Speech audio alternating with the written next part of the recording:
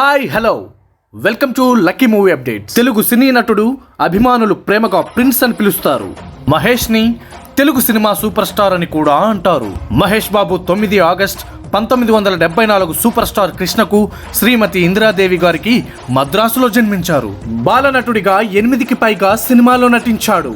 మొదటి cinema రాజకుమారుడితోనే Nandi award అందుకున్నాడు. మరి 2003లో వచ్చిన నిజం సినిమాకు మొదటిసారిగా నంది ఉత్తమ నటుడు పురస్కారం అందుకున్నాడు.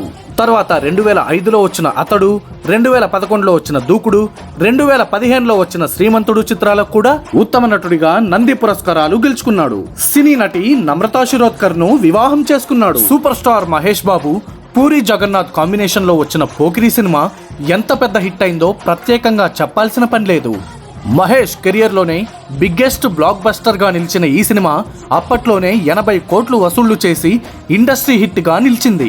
ఎవడు కొడితే తెమ్మ తిరిగి మైండ్ బ్లాక్ అవుతావు, ఆడే పండుగ. బాక్స్ ఆఫీస్ రికార్డులను షేక్ చేసిన సినిమా ఇది. ప్రపంచ వ్యాప్తంగా 300 వరకు షోలతో 4K వర్షన్ లో రీప్రింట్లతో ఈ సినిమాను థియేటర్స్ లో గ్రాండ్ రిలీజ్ చేశారు. టికెట్స్ అయితే hot cakes law అమ్ముడుపోయాయి.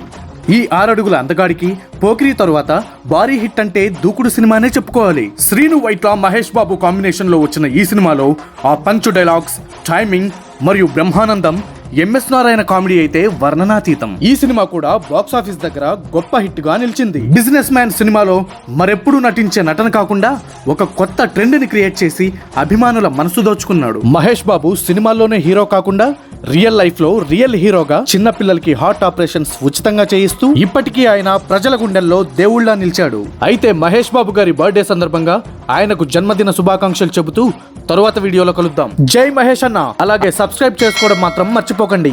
By by, love you all.